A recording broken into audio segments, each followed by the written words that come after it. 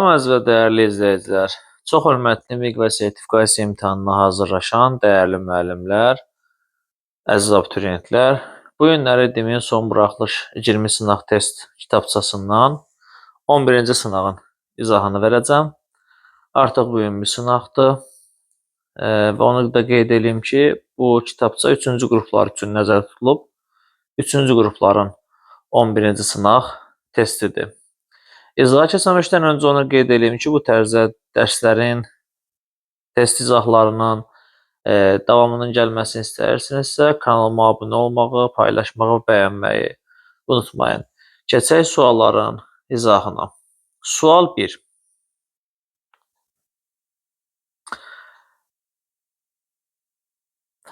Uyğunluğu müəyyən edin. Orta Tunc dövrü, bir də son Tunc dövrü. Baxaq indi cavablara.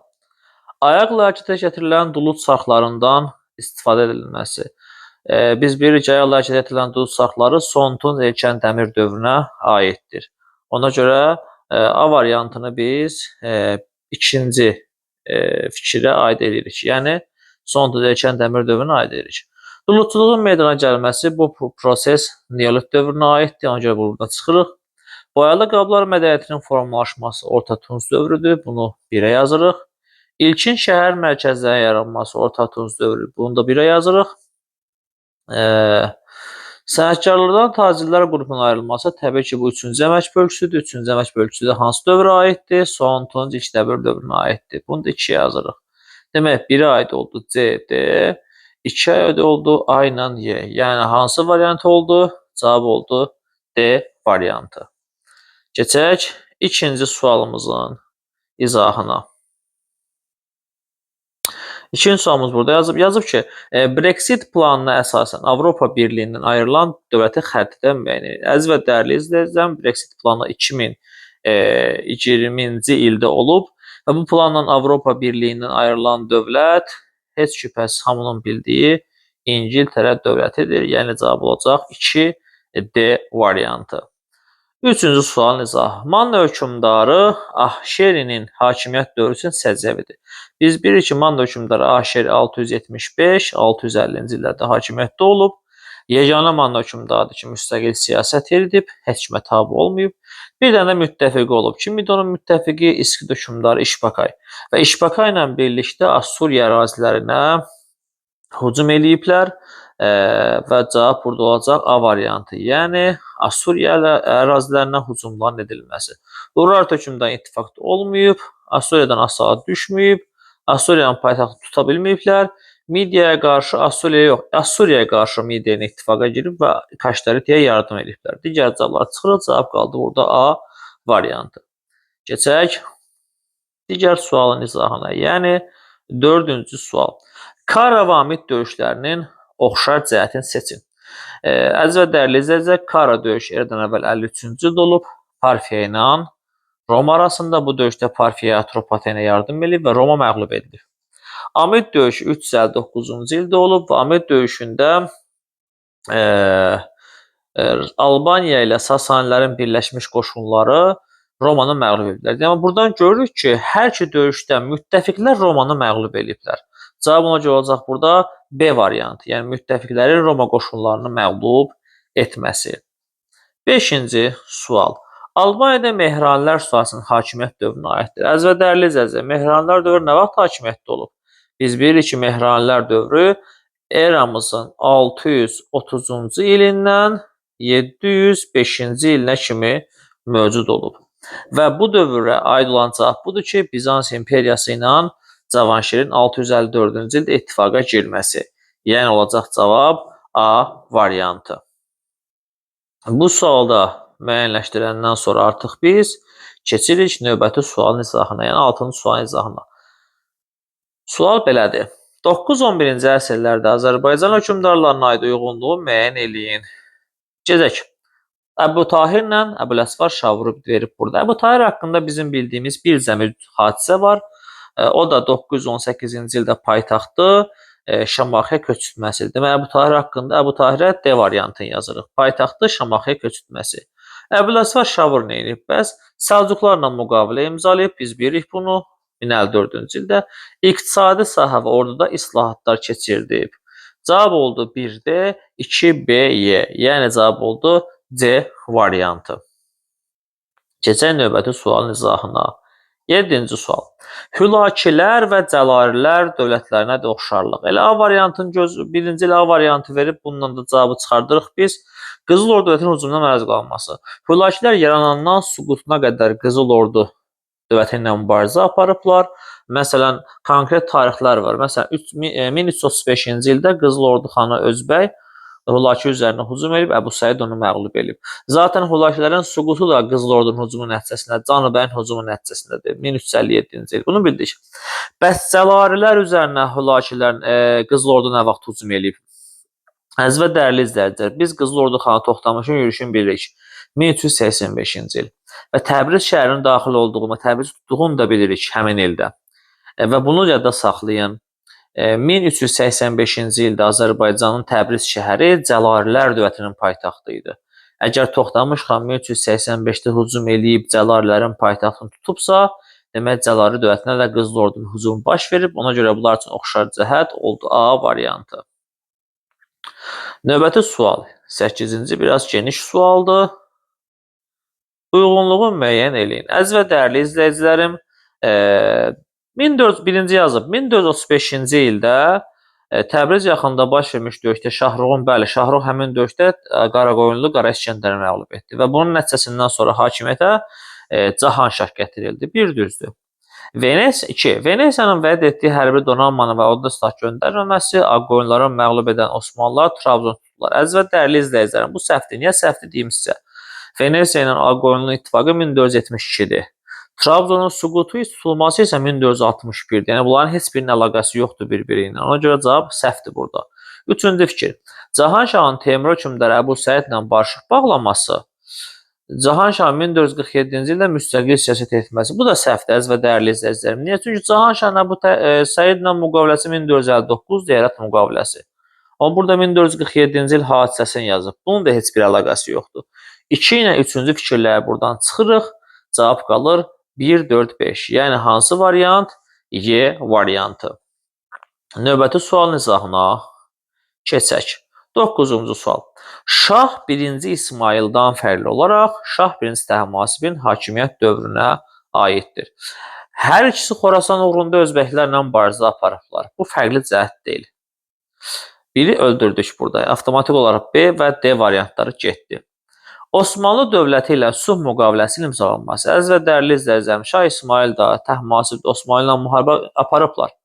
Amma Osmanlı ilə müqavilə desə, Şah Təhmasib aiddir. Çünki Şah 1-ci İsmailin Osmanlı ilə müqaviləsi nədir? Yoxdur.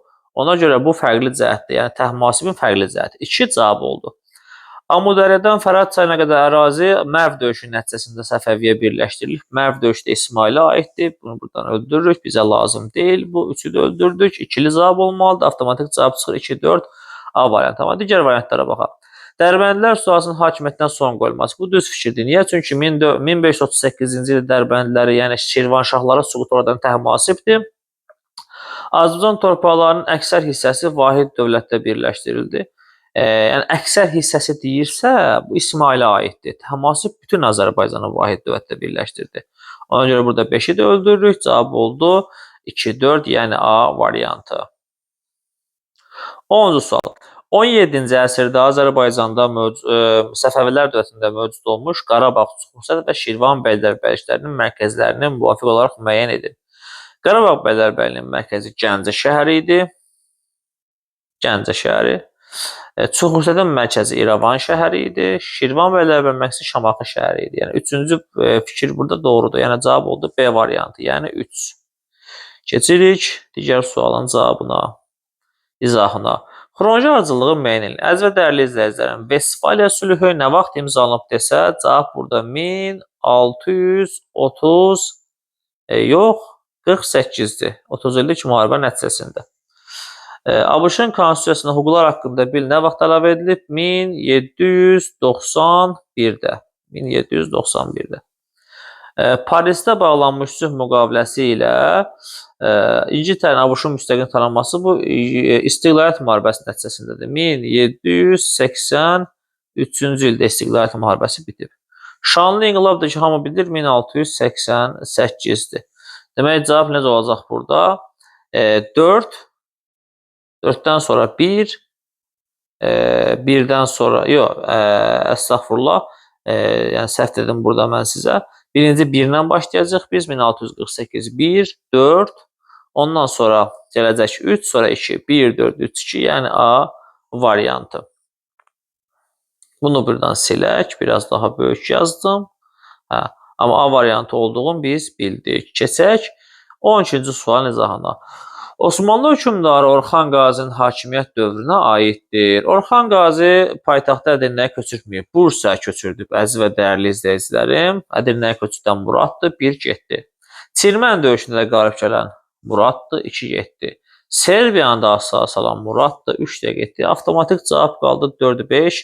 Yəni D variantı. Maltepe döyüşündə 1329-cu ildə Bizansı məğlub edən Orxan Qazidir. Ölkə ərazisini paşalıqlara və sancaqlara bölən də Orxan Qazidir. 13-cü sual. Azərbaycan SSR hadisələrinin xronoloji ardıcıllığını müəyyən eləyək. Kəndlilərdən ərzaq vergisi yığılmağa başlanması. Biraz bunu yaxınlaşdıraq. Deyək ki, hansı hadisənin yerini dəyişsək, ardıcıllıq düz olar. Demək, kəndlilərdən ərzaq vergisinin yığılmağa başlanması, əziz və dəyərli izləyicilərim, 1922-dir. YIS dövründə. İlk konstitusiyanın qəbul edilməsi 1921-dir. Axırıncı rəqəmləri yazıram. Bəy və ağa mülkədar və vəqf torpaqlarının müsadə edilməsi haqqında dekret 20-dir. 1920-nin mayın 5-də. Kollektivləşdirməyə qarşı üsyanlar 30-cu ildə olub. Demək, biz burada görürük ki, 1922, 1921, 1920, 1930. Burada 1 ilə 3-ün yeri səhv düşüb. 1 ilə 3-ün yerini dəyişmək lazımdır ki, ardıcıllıq düz olsun. Cavab oldu A variantı. Yəqin ki, bu da sizə aydındır, əzizlər. Keçək digər sualın izahına. 14-cü sual. Sual belədir. Yazır ki, uyğunluğu müəyyən eləyin. Erkən orta əsrlər dövrü, Axund dövləti, bir də Avropa dövləti. Sasanilərlə Avropa müharibə aparmayıb, A getdi. 5-ci əsrin ikinci yarısına süqut etməsi. B düzdür. Niyə? Çünki Avropa dövləti 470-də süqut edib. Bizansın illik xərc ödəməyə məcbur edilməsi C də doğrudur. Çünki 434-cü ildə bunlar xəraca bağlayıblar Bizans imperiyasını. 2. Ağun dövləti. 5-ci yüzün ortalarında Sasanilərə qarşı qalibiyyətli müharibə, bəli, Aksuvar xan aparıb, A düzdür. Hindistanı bütövlükdə yox, şimal-qərbini tabe ediblər, beni buradan öldürürük. Eftahitlər kimi tanınması C də düzdür burada. 1 BC, 2 AC. BC, AC hansı variant olacaq? D variantı. Növbəti sual, yəni 15-ci sual. 30 illik müharibənin nəticələrindən biri. Almaniyada siyasi dağınıq bitmədi, əslində dərinləşdi. Yəni biz buradan A variantını öldürüb çıxardırıq. Qərbi Avropada üstünlük İspaniyadan Fransaya keçdi. Burada əks başqa şey yazıb, B də getdi. Avropada dini müharibələr dövrü başladı. Yox, bu sonuncu dini müharibədir. Bununla dini müharibələr bitdi. Müqəddəs Roma imperiyasının varlığına son qoyulması 1806-cı ildə Napoleon Bonaparte'a aiddir. Berlinə daxil olması ilə. Bu da getdi. Cavab qaldı burada Y variantı. 16-cı sual. Azərbaycan Xalq Cümhuriyyətinin ikinci hökumətinin fəaliyyətinə aiddir. Əziz və dəyərli izləyicilər, ikinci hökumət 1918-ci ilin iyun ayının 19-undan 1918-ci ilin dekabrı 7-də kimi fəaliyyət göstərib. Və Naxçıvanda Araz Türk Respublikası 1918-in noyabr ayının əvvəlindən, daha dəqiq desək, noyabrın 1-də, noyabrın 3-ü 4-ündə falan yaradılıb. Dəqiq günü sinif kitablarında yazılmır onun. Təqribi deyirəm mən. Və görürük ki, bu hadisə ikinci hökumətə aiddir. Cavab oldu D variantı. 17-ci sual. 6-cı yüzün əvvəlində Afinada solon islahatlarının nəticəsi. Hər bir vətəndaş dövlət idarəsində solon insanlara vəzifə verməyib. Vəzifə sözü burada cavabı korlayır. A getdi. Vətəndaşların hüquq və vəzifələri onların əmlakına uyğun olaraq müəyyəndir. B düzdür. Tiranlığın ləğv edilməsi 6-cı əsrin sonudur.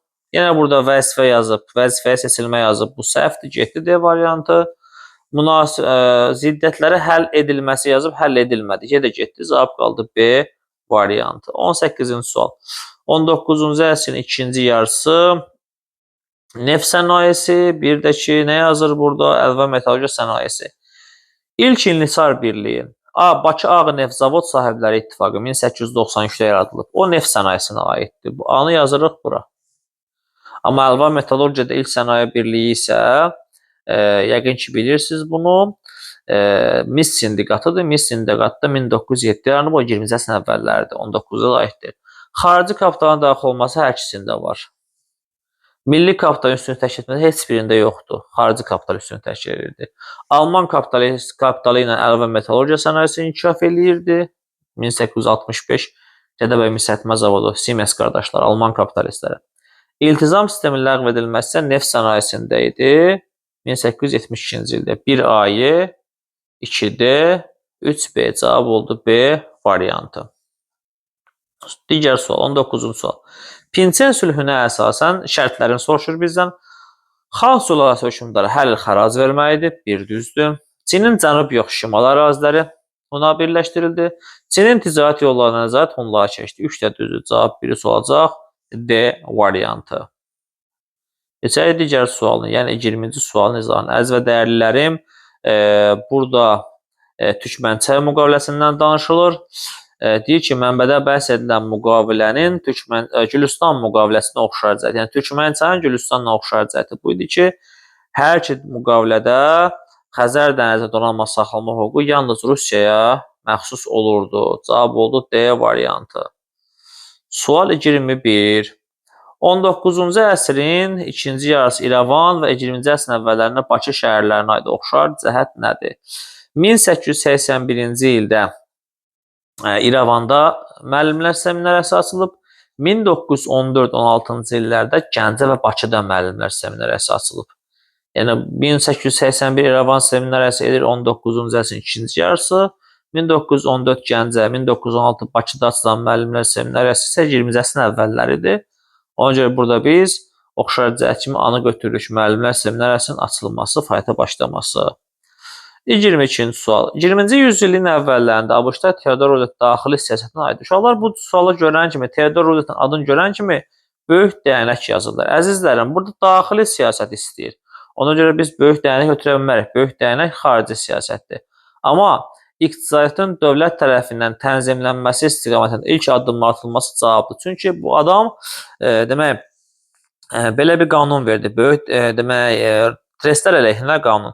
Trestlər əleyhinə qanunda trestlərə dövlət nəzarətini qoydu. Və ABŞ tarixində dövlət tərəfindən tənzimlənmə siyasətinin ilk addımları məhz Teodor Rooseveltin adı ilə bağlıdır. Cavab oldu B variantı. Keçək növbəti suala.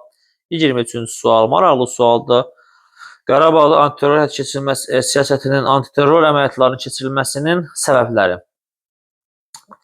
Ermənistan rəsmi şəkildə Azərbaycan ərazi tanımadı imtina etməsi. Onsuz da Ermənistan əvvəldən bizim ərazi tanımır ki, yəni bu antiterrorun səbəbi deyil. Xankəndə Dağlıq Qarabağ Respublikası əzizlər 1991-in sentyabr ayında yaradılıb. Bunun 23-cü sentyabrındakı olan antiterror əməliyyatının heç bir əlaqəsi yoxdur. Baxırıq 3-ə. Rusiyanın sülh məramlı qüvvələrinin müvəqqəti nəzarət olan ərazilərə Ermənistanın qeyri-qanuni yollar əskər və silah göndərməsi 3 düzdür. Qanunsuz silahlı birləşmələrin şəhər və məntəqələri davamlı atəşə tutması 4 də düzdür. Qanunsuz silahlı birləşmələr mina terror keçirməsi. Bəli, bizim neçə zabitimiz, polisimiz orada həlak oldu. Cavab oldu 3, 4, 5. Açıq sual kimi belə kodlaşdıracağıq. 24-cü sual. Azərbaycan Xalq Cümhuriyyətinin Azərbaycan Respublikasının oxşarıcı. Təbrizdə konsulluq düzdür. Azərbaycan Respublikasının Təbriz konsulluğu 2004-də açılıb. AXC-nin Təbriz konsulluğu isə 1920-ci ilin martında açılıb. 2 yazır, konstitusiyada AXC-nin konstitusiyası olmayıb, bu oxşar cəhət ola bilməz. Və 4-də baxın, torpaq hissatı. AXC torpaq hissatı olmayıb, 4 də ola bilməz cavab kimi. 5-ə baxın, Türkiyə Respublikası yazır. AXC dövründə Türkiyə Respublikası olmayıb, Türkiyə Respublikası 1923-də yaranıb, bu da oxşar cəhət ola bilməz. Ona görə cavab oldu burada 1-3. Yəni açıq sual kimi 1-3 kodlaşdıracağıq. 25-ci sual. 1919-cu ildə fəaliyyətə başlayan Paris Sülh Konfransına tətbiq edilən mandat sisteminə aid deyil. Səhvləri tapmalıyıq. Mandat rejimi qalib dövlətlərin ərazi ilhaq etmələrinin bir alternativi oldu. Bu düz fikirdir. Bizdən səhv istədiyi üçün bunu vururuq. Fransa mandat sahibi ola bilmədi. Olub mandat sahibi. İki səhv fikirdir, yəni cavabdır. Almaniya müstəmləkələri olan yaxın şərqdəki ərəb torpaqları. İnşallah ərəb torpaqları Osmanlılara məxsus idi. Bu səhv fikirdir. İngiltərə həmçinin dominantlara mandat sahibi oldu. Bu düz fikirdir. Bizdən düzü zaten istəmir. Ona görə cavab kimi burada açıq sualda 2-3-ü kodlaşdıracaq. Cavab oldu 2-3. 26-cı suala baxaq. Xəritədə rəqəmlərlə verilmiş rayon mərkəzlərinin işğaldan azad edilmə xronoloji ardıcıllığını müəyyən eləyək. Əzizlər, dəyərlilər, 3 Füzulidir, 4 Cəbrayıldır. Birinci geri qaytarılan rayon mərkəzimiz Cəbrayıldır. Ona görə birinci 4-ü yazacağıq. Biraz pis yazım, 4 yazacağıq. Füzuli 17 oktyabrda qaytarılıb. İkinci 3 yazacağıq Füzulini. 2 Ağdamdır. Ağdam 20 noyabrda qaytarılıb. 2-ni yazacağıq. 1 Kəlbəcər. Kəlbəcər də ki 25 noyabrda geri qaytarılıb. Axırda da 1 yazacağıq. Cavab oldu 4, 3, 2 və 1. 27-ci sual. Xaç yürüşlərini verib. İkinci xaç yürüşü, üçüncü xaç yürüşü. Müqəddəs Roma, yəni Almaniya, İngiltərə, Fransa krallarının iştirak etməsi üçüncü yürüşdədir. Anı yazırıq 3-ə. Mosul hakiminin Edessanı tutmasına cavab olaraq baş vermişdi. Bu ikinci xaç yürüşünə aiddir. Birini yazırıq 1-ə. Roma papası 3-cü ildə 4-cü yürüşdə iştirak edib, C-ni vururuq. Səlcuqlarla mübarizədə məğlubiyyətə uğradı. Bu ikinci yürüşə aiddir. İkinci yürüş birlikdə biz 1147, 1149-cu illərdə olub Səlcuqlar Səlcuqlara məğlub ediblər. Təbəriyyə gölü yaxınlığındakı döyüşdə Misir hökmdarı Səlahəddin Əyyubin ordusu tərəfindən məğlub edildi. Əgər yazsaydı ki, Səlahəddin Əyyubin ordusu tərəfindən məğlub edilməsi ilə bu yürüş başlamışdır, onu 3-ə götürərdik. Amma bu hadisəni verib, bu hadisə 3-cü yürüşün başlanma səbəbidir, 3-cü yürüşə aid deyil. Cavab oldu 1B-dir, 2-dəki A variantı. Mənbə sualına baxaq. Əzizlərim, mənbə sualında böyük coğrafi şəkillər prosesindən danışır. 28-ci sualda deyir ki, mənbədə bəhs edilən hadisələr nəticəsində başlanan tarixi prosesin adı cavab böyük coğrafi şəkillər. 29-cu sualda deyir ki, bəhs edilən tarixi prosesin səbəblərindən ikisini yazın. Nə üçün başladı bu səbəblər? Evet, bu böyük coğrafi şəkillər. 1. Osmanlı'nın işğalları və Böyük İpək yoluna nəzarəti tam ələ keçirilməsi ilə və ya da Konstantinopol işğal eləməsi ilə. 2. Avropa tacirləri şərqlə ticarətlərini, o cümlədən ədviyyat ticarətini genişləndirmək istəyirdi. Bu da coğrafi şəkillərin başlanmasının ikinci səbəbidir. Üçüncü səbəbi isə Avropada qiymətli metallara qızılı olan tələbatdır. Bu 3 dənə səbəbə görə coğrafi şəkillər başlamışdır. 30-cu sual. Mənbədə bəhs edilən tarix prosesinin nəticələrindən ikisini yazın. Mən çoxunu deyəcəm sizə. Coğrafi şəkillərin nəticəsində 1. Müstəmləkə işğalları başladı. 2. Kölə alveri genişləndi. 3. İpək yolu əhəmiyyətini itirdi və İpək yolu üstə yerləşən dövlətlərin iqtisadiyyatına böyük zərbə dəydi. 4. Dünya ticarəti dənizlərdən okeanlara keçdi. 5. Dünya ticarətinin mərkəzləri oldu İngiltərə, Portuqaliya və demək ki, Niderland. Bu ərazilər dünya ticarətinin mərkəzinə çevrildi və bütün bu saydığımız səbəblər də ki, coğrafi şəkillərin nəticələridir. 30-cu sualın cavabı da bu qədər. Ümumilikdə izahımız bu qədər. İnşallah ki, bu izahlar sizə bu dərsi mənimsəməyə və daha aydın şəkildə bu prosesləri, bu dərsləri, bu sualları başa düşməyə yardım eləyəcək. Diqqətinizə görə minnətdaram. Çox sağ olun. Allaha əmanət olun.